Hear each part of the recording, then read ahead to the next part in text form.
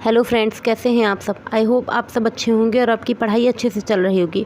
Friends, आज के video में हम देख रहे हैं 25 जनवरी का क्वेश्चन पेपर, जिसमें हम ईवीएस के क्वेश्चंस को देख रहे हैं। तो आइए स्टार्ट करते हैं। क्वेश्चन नंबर 1 में कह रहा है, कक्षा 5 की एक पाठ्यपुस्तक में गोलकुंडा जिले के किले का मानचित्र छपा है। इस मानचित्र के दाहिने निचले भाग पर एक पैमाना छपा है जो इस प्रकार है। पैमाना 1 सेंटीमीटर बराबर 110 मीटर। यदि इस मानचित्र पर फतेह दरवाज़ा और पेटला बुर्ज के बीच की दूरी 15.4 सेंटीमीटर है तो दोनों स्थानों के बीच की वास्तविक दूरी बतानी है। तो देखिए यहाँ पर दिया है 1 सेंटीमीटर बराबर 110 मीटर। तो बस 15.4 सेंटीमीटर जो दिया गया है उसको आप 110 से मल्टीप्लाई कीजिए, मीटर में आ गया। और फिर पता है आपको 1 किलोमीटर बराबर 1000 मीटर होता है। तो 1 मीटर बराबर 1/1000 किलोमीटर, मतलब 1694 मीटर। तो 1694/1000 किलोमीटर यानी 1.694 किलोमीटर। इस तरीके से इसका राइट आंसर जो होगा वो हो जाएगा D, 1.694 means D is right option. अब देखते हैं हम नेक्स्ट क्वेश्चन। देखिए नेक्स्ट क्वेश्चन में कह रहा है, क्वेश्चन नंबर 2 यानी कह रहा है सरकारी कानून जिसके अनुसार कोई भी व्यक्ति सांप को पकड़ व रख नहीं सकता किस अधिनियम के अंतर्गत आता है। पर्यावरण संरक्षण अधिनियम 1986, जैविक विविधता अधिनियम 2002, वन्य जीव संरक्षण अधिनियम 1972 या फिर वन्य संरक्षण अधिनियम 1980। तो देखिए वन संरक्षण अधिनियम 1972 के अनुसार कोई भी व्यक्ति सांप को पकड़ व रख नहीं सकता। 42वें संविधान संशोधन 1976 के माध्यम से वन और जंगली जानवरों एवं पक्षियों के संरक्षण के को राज्य समवर्ती सूची में रखा। तो यहाँ पे देखिए सी इसका राइट ऑप्शन हो जाएगा। समवर्ती सूची में स्थानांतरित कर दिया गया था। यह अधिनियम पौधों और जानवरों की प्रजातियों के संरक्षण हेतु अधिनियमित किया गया था। यह अधिनियम सूची 1, 2, 3 व 4 में निर्दिष्ट किसी भी जंगली जानवर के शिकार को प्रतिबंधित करता है।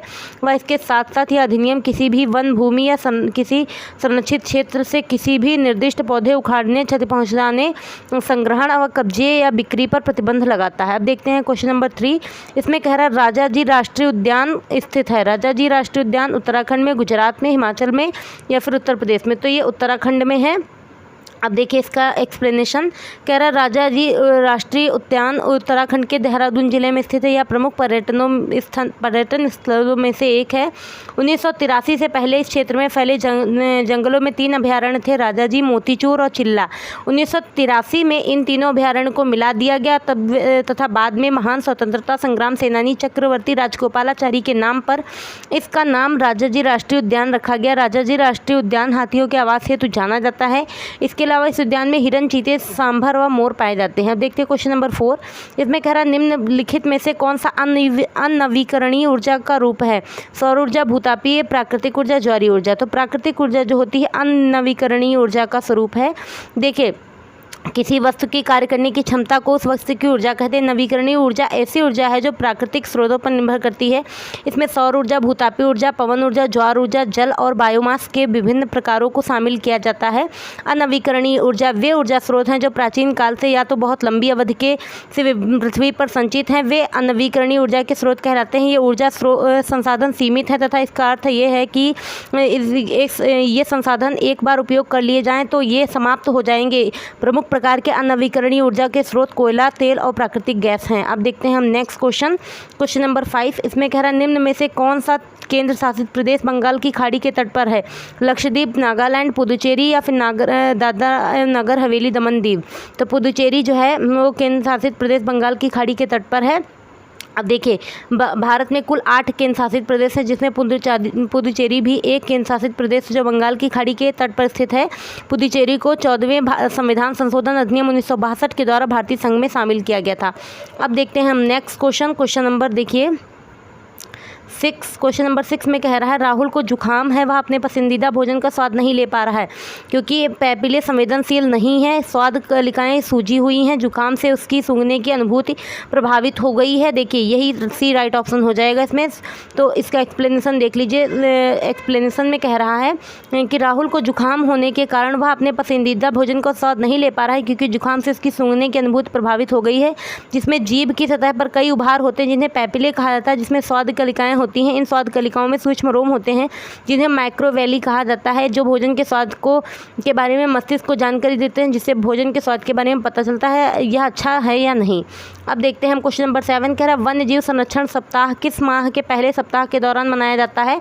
तो अक्टूबर के पहले सप्ताह में मनाया जाता है। तो यहाँ पे देखिए भारत में वनस्पतियों और जीवों की रक्षा और संरक्षण के लिए 2 से 8 अक्टूबर के बीच पूरे भारत में वन्य जीव संरक्षण सप्ताह वन्य जीव सप्ताह दिवस मनाया जाता है। पहला वन्य जीव सप्ताह 1957 में मनाया गया था। भारतीय वन्यजीव बोर्ड एवं गठन एवं वन्य जीव सप्ताह के विचार की परिकल्पना 1952 में की गई थी ताकि भारत के वन्यजीवों की रक्षा के दीर्घकालिक लक्ष्यों के बारे में जागरूकता बढ़ाई जा सके। प्रारंभ में 1955 में वन्यजीव सप्ताह के में अपग्रेड किया गया था। अब देखते हैं क्वेश्चन नंबर 8 कह रहा जल संग्रहण एवं संरक्षण में योगदान के लिए 2015 में किसने स्टॉकहोम जल पुरस्कार जीता था? तो ये जीता था राजेंद्र सिंह ने। अब देखते हैं इसका एक्सप्लेनेशन।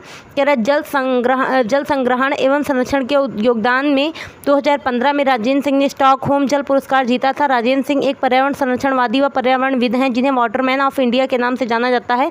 इन्होंने 2001 में मैक्सेस पुरस्कार, 2015 में स्टॉकहोम जल पुरस्कार प्राप्त किया। इन्होंने 1980-85 में एक राष्ट्रीय सेवा कार्यकर्ता के रूप में अपना कैरियर शुरू किया। बाद में NGO तरुण भारत संघ में शामिल हो गए थे। अब देखते हैं हम नेक्स्ट क्वेश्चन नंबर 9। देखिए क्वेश्चन नंबर 9 में कह रहा है ये मिलान कीजिए। आपको बताया गया है घर यानी असम में घर, फिर आगे मिलान करना है। तो ये आपने अगर पढ़ा है इसका एक्सप्लेनेशन देख लीजिए, आप पूरा मिलान कर लेंगे। देखिए बांस असम जो होता है, असम में बांस के खंभों पर बने ऊंचे घर जिनकी छतें जो होती ढालू होती हैं। लेह में घर पत्थर के बने होते हैं जिनकी फर्श और छतें लकड़ी की बनी होती हैं। मनाली हिमाचल में पत्थर लकड़ी के बने घर जिनकी छतें ढालू होती। राजस्थान में मिट्टी की मोटी दीवारों के घर जिनकी छतें जो होती हैं कटीली झाड़ियों से बनी होती हैं। ठीक, एक्सप्लेनेशन आपने पढ़ लिया, पूरा क्वेश्चन अच्छे से सॉल्व कर लेंगे। अब देखते हैं हम नेक्स्ट क्वेश्चन यहाँ पे कह रहा है स्वाद कलिकाओं का अपना सही अनुक्रम जीभ के सिरे अगल बगल फिर पीछे क्या होता है? तो देखिए इसका भी एक्सप्लेनेशन देख लीजिए। ठीक, देखते हैं इसका एक्सप्लेनेशन। कह रहा स्वाद कलिकाएं स्वाद अनुभूति का हिस्सा हैं। स्वाद कलिकाएं पैपिली झिल्ली पर मौजूद होती हैं। ये जीभ की सतह पर पाई जाती हैं। मानव जीभ में लगभग 10,000 स्वाद कलिकाएं होती हैं। स्वाद कली में स्वाद रिसेप्टर कोशिकाएं होती हैं जो रासायनिक संवेदीकरण के रूप में कार्य करती हैं। जीभ के सिरे के अगल बगल और फिर पीछे तक स्वाद कलिकाओं को कम मीठा, नमकीन, खट्टा या कड़वा होता है। अब देखते हैं क्वेश्चन नंबर 11 कह रहा है किसी पौधे अथवा जंतु की प्रजाति जिसका गंभीर रूप से विलुप्त होने का खतरा है उसे डैश कहते हैं, उसे क्या कहते हैं? तो देखिए संकटापन्न प्रजातियां कहा जाता है उसे। तो देखिए यहाँ पे कह रहा है प्राकृतिक संसाधनों और पर्यावरण संरक्षण की अंतर्राष्ट्रीय संस्था IUCN ने संकटापन्न पौधों और जीवों की प्रजातियों को उनके संरक्षण के उद्देश्य से 3 वर्गों में विभाजित किया। संकटापन्न प्रजातियां, सुभेद्य प्रजातियां, दुर्लभ। तो संकटापन्न प्रजातियां किसी पौधे या जंतु की वे प्रजातियां हैं जिन पर गंभीर रूप से विलुप्त होने का खतरा है। International union for conservation nature IUCN विश्व की सभी संकटापन्न प्रजातियों के बारे में रेड लिस्ट के नाम से सूचना प्रकाशित करता है। देखते हैं क्वेश्चन नंबर 12। इसमें कह रहा है वृहद गिलहरी की प्रजाति पंचमढ़ी जीवमंडल आरक्षित क्षेत्र तक सीमित है एवं यह कहीं नहीं पाई जाती है।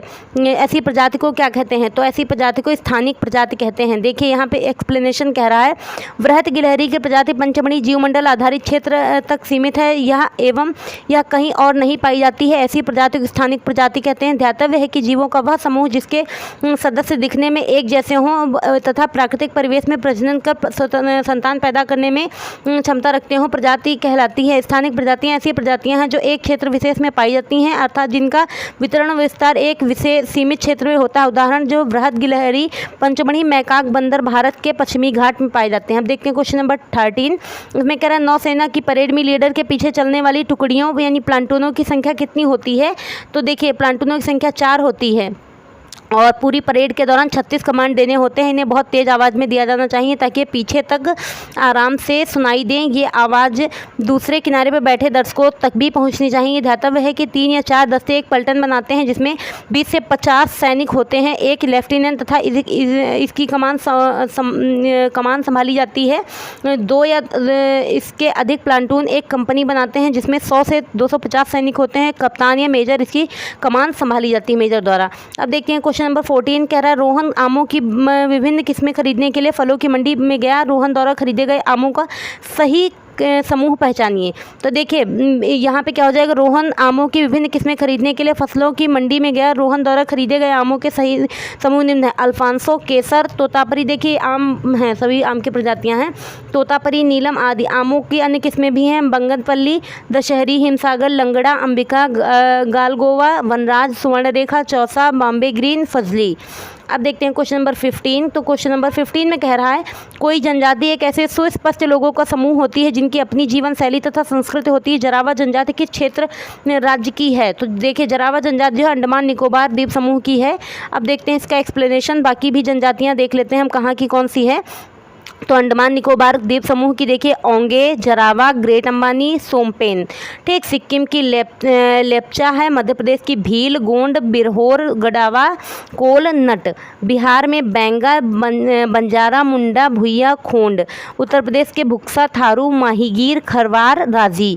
उत्तरांचल की भोटिया, जौनसारी, राजी। तो इस तरीके से फ्रेंड्स आज के वीडियो में हमने 15 क्वेश्चंस को कंप्लीट कर लिया है। आप वीडियोस को अच्छे से देखते रहिए, पढ़ते रहिए। अब वैसे भी टाइम बहुत कम बच रहा है आपके लिए। तो फ्रेंड्स अगर आपको हमारी वीडियो अच्छी लग रही, आपके लिए हेल्पफुल है, तो प्लीज़ हमारे चैनल पर नए हैं तो चैनल को सब्सक्राइब कर लीजिएगा, लाइक शेयर एंड कमेंट कीजिएगा। Thank you.